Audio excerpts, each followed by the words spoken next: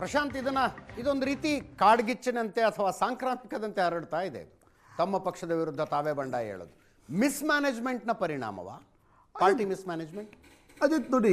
ರಾಜಕಾರಣದಲ್ಲಿ ಗಾಳಿ ಅಧಿಕಾರ ಇರೋದ್ರತ್ತ ಹೋಗ್ತಾ ಇರುತ್ತದು. ತೃಣಮೂಲ್ನ ಫಾಲೋಔಟ್ನಲ್ಲಿ ನಿಮಗೊಂದು ಆರ್ಗ್ಯಾನಿಕ್ನೆಸ್ ಕಾಣ್ತಿದೆ.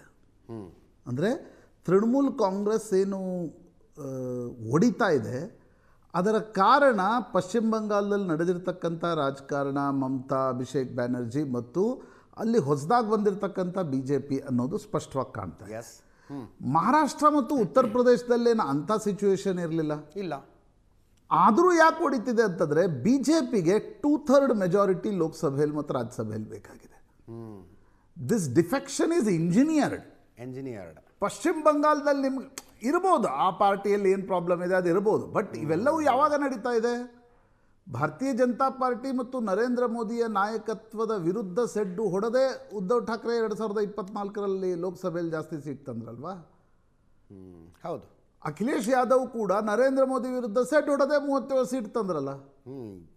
ಮತ್ತೊಮ್ಮೆ ಬಹುಮತದ ಆಸೆಗೆ ತಣ್ಣೀರು ಹಾಕಿದ್ದೆ ಮಹಾರಾಷ್ಟ್ರ ಮತ್ತು ಉತ್ತರ ಪ್ರದೇಶ. ಮೋದಿ ಫೆನಾಮಿನನ್ ಇದೆ ಅಂತ ಗೊತ್ತಾಗಿ ಅದರ ವಿರುದ್ಧ ಸೆಡ್ಡು ಹೊಡೆದು ತಂದಿರತಕ್ಕಂಥ ಸೀಟ್ಗಳು ಅವು ಯಾಕೆ ಹೊಡಿತಾ ಇವೆ? ಪಶ್ಚಿಮ ಬಂಗಾಳದ ಒಡೆತ ಅರ್ಥ ಆಗತ್ತೆ. ಮಹಾರಾಷ್ಟ್ರ ಮತ್ತು ಉತ್ತರ ಪ್ರದೇಶದಲ್ಲಿ ಏನು ಹೊಡಿತಾ ಇದೆ ಅಥವಾ ಹೊಡಿಬಹುದು ಅನ್ನುವ ಶಂಕೆ ವ್ಯಕ್ತವಾಗ್ತಾ ಇದೆ. ಇದರ ಹಿಂದೆ BJP ಇದೆ ಅನ್ನೋದು ಬಹಳ ಸ್ಪಷ್ಟ. ಯಾಕೆ BJP ಇದೆ? ಯಾಕಂದರೆ BJPಗೆ ಅನಿಸ್ತಾ ಇದೆ 2029ರ ಚುನಾವಣೆ ಏನಿದೆ ಅದನ್ನು ನಾವು ಡಿಲಿಮಿಟೇಷನ್ ಮಾಡಿದರೆ ನಮಗೆ ಲಾಭ ಪೊಲಿಟಿಕಲಿ ಜಾಸ್ತಿ. ಹಾಗಿದ್ದಲ್ಲಿ ನಿಮ್ಮ ಬಳಿ ನಂಬರ್ಸ್ ಇಲ್ಲ, 2/3 ಏನು ಮಾಡಬೇಕು? ಆಮ್ ಆದ್ಮಿ ಪಕ್ಷದಲ್ಲಿ ಒಂದು ಗುಂಪು ಬಂತು, 7 ಜನ ಅಲ್ಲಿ ರಾಜ್ಯಸಭೆಯಲ್ಲಿ ತೆಗೆದುಕೊಂಡ್ರು. ಈಗ ರಾಜ್ಯಸಭೆಯಲ್ಲಿ ತೃಣಮೂಲ್ ಕಾಂಗ್ರೆಸ್ನವ್ರ ಹತ್ರ ಯಾಕೆ ರಾಜೀನಾಮೆ ಕೊಡಿಸ್ತಿದ್ದಾರೆ? 4 ಸೀಟ್ ಬಂದರೆ 2/3 ಬಂದ್ಬಿಡ್ತಾರೆ. 148 ಆಲ್ರೆಡಿ NDA ಇದೆ. ಹೌದು. 165 166 ಬೇಕು ನಿಮಗೆ 2/3ಗೆ. ಆಮ್ ಆದ್ಮಿ ಪಕ್ಷದವ್ರು ಬಂದರು, 7 ಜನ ಬಂದರು. ಈಗ ನಿಮಗೆ 4 ಜನ ಬೆಂಗಾಲ್ನವ್ರು ಬರ್ತಾರೆ. ಚುನಾವಣೆಯಲ್ಲಿ ಈಗ ಮಧ್ಯಪ್ರದೇಶದಂಥ ಸೀಟ್ನಲ್ಲಿ ಒಂದು ಹೆಚ್ಚುವರಿ ಸೀಟ್ ಬಂತು. ಕರ್ನಾಟಕದಲ್ಲಿ ಒಂದು ಕಳ್ಕೊಂಡ್ರು, ಮಧ್ಯಪ್ರದೇಶದಲ್ಲಿ ಆ ಸೀಟನ್ನು ಗಳಿಸ್ಕೊಂಡ್ರು. ಹೌದು. ಸೊ ರಾಜ್ಯಸಭೆಯಲ್ಲಿ 2/3 ಆಗ್ಲಿಕ್ಕೆ ಏನೇನು ಮಾಡಬೇಕು ಅಂತ ಮಾಡಲಾಯಿತು. ಲೋಕಸಭೆಯಲ್ಲಿ BJP ಏಕಾಂಗಿಯಾಗಿ ಅಂದರೆ JDU ಮತ್ತು ತೆಲುಗು ದೇಶಂ ಬಿಟ್ಟು ಏನು ಸಣ್ಣ ಪಕ್ಷಗಳು NDAದಲ್ಲಿವೆ ಅವುಗಳನ್ನು ಹೊರತುಪಡಿಸಿ ಉಳಿದಷ್ಟು ಮೆಂಬರ್ಸ್ ಒಳಗಡೆ ಬರ್ತಾರೆ ಅನ್ನೋದನ್ನು BJP ಪ್ರಯತ್ನ ಮಾಡ್ತಾ ಇದೆ. ಅದರ ಭಾಗವಾಗಿಯೇ 20 ತೃಣಮೂಲ್, 9ರಲ್ಲಿ 7 ಉದ್ಧವ್ ಠಾಕ್ರೆ ಹೊಡಿಬಹುದು ಅಂತಕ್ಕಂಥದ್ದನ್ನು ಹೇಳಲಾಗ್ತಾ ಇದೆ.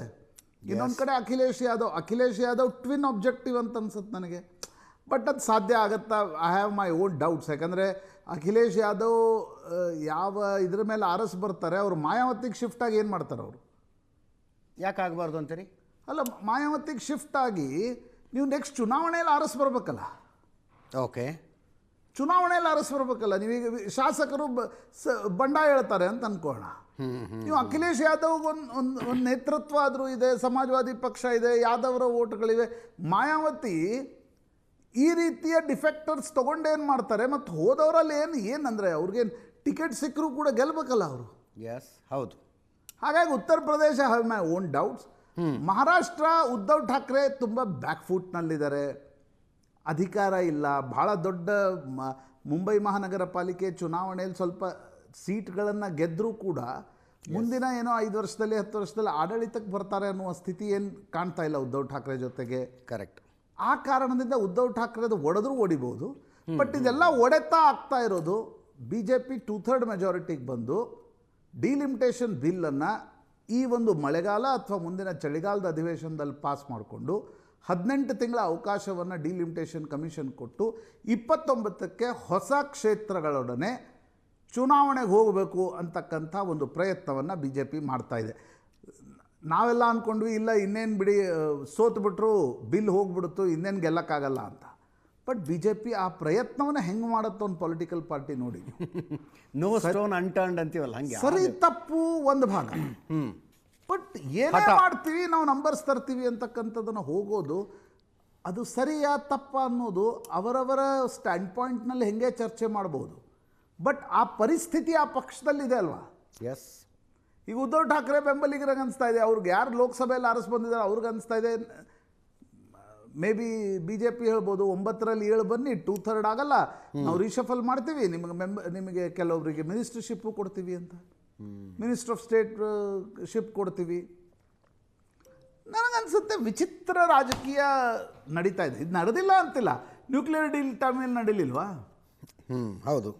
ಕಾಂಗ್ರೆಸ್ ಮನೋರಮಾ ಮಧ್ವರಾಜ್ ಸಾಂಗ್ಲಿಯಾನ ಮತ್ತು ಚಾಮರಾಜನಗರದ ಶಿವಣ್ಣರನ್ನು ಕರ್ಕೊಂಡು ಹೋಗಲಿಲ್ವಾ? ಎಲ್ಲ ಪೊಲಿಟಿಕಲ್ ಪಾರ್ಟಿಗಳು ಮಾಡ್ತವೆ, ಬಟ್ ಇದು ಒಂದು ಹೊಸ ರೀತಿಯ ತಂತ್ರಗಾರಿಕೆ ಅಂತ ಅನಿಸ್ತಿದೆ. Only for delimitation bill to be passed. ಅಲ್ಲಿ ಆ ಹಿಂದೆಲ್ಲ ರಿಟೇಲ್ ಆಗ್ತಿದ್ವು, ಈಗ ಹೋಲ್ಸೇಲ್ ಆಗ್ತಾ ಇದೆ. ಮೇ ಬಿ 2/3 ಒಡೆದು ಬಿಡೋದು ಅಂತ. 2/3 ಹೊಡೆಯೋದು, 2/3 ಹೊಡೆದ್ರೆ ಅವ್ರು ರಾಜೀನಾಮೆ ಕೊಡಬೇಕು, ಪಕ್ಷಾಂತರ ನಿಷೇಧ ಕಾಯ್ದೆ, ಬೈ ಎಲೆಕ್ಷನ್ ಆಗಬೇಕು. ಇಲ್ಲ 2/3 ಇದ್ರೆ ಚುನಾವಣೆ ಇಲ್ಲ, 29ಕ್ಕೆ ಭಾಳ ದೊಡ್ಡ ಟೈಮ್ ಇದೆ. ಸೊ ಡಿಲಿಮಿಟೇಷನ್ ಬಿಲ್ಲನ್ನು ನೀವು ಪಾಸ್ ಮಾಡಿಕೊಂಡ್ರೆ ನಾಳೆ ನಿಮಗೆ ಕ್ಷೇತ್ರವನ್ನು ಕೂಡ ಕೊಡ್ತೀವಿ ಅನ್ನೋದು BJP ಪ್ರಾಮಿಸ್ ಮಾಡಿರ್ಬೋದು. Yes, something is cooking only for delimitation bill ಅಂತ ನನಗೆ ಅನ್ಸುತ್ತೆ. ಎಸ್, ಅದನ್ನು ಹಂಗೂ ಹಿಂಗೂ ಮಾಡಿ ಪಾಸ್ ಮಾಡ್ಕತಾರೆ. ಮುಂದಿನ ಸುದ್ದಿಗೆ ಹೋಗೋಣ.